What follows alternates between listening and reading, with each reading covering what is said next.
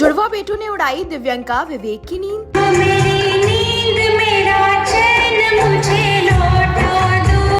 रात भर जागने को मजबूर हुआ कपल। मेरी जान सोना नहीं। एक बेटा है शांत, दूसरा मचा रहा बवाल।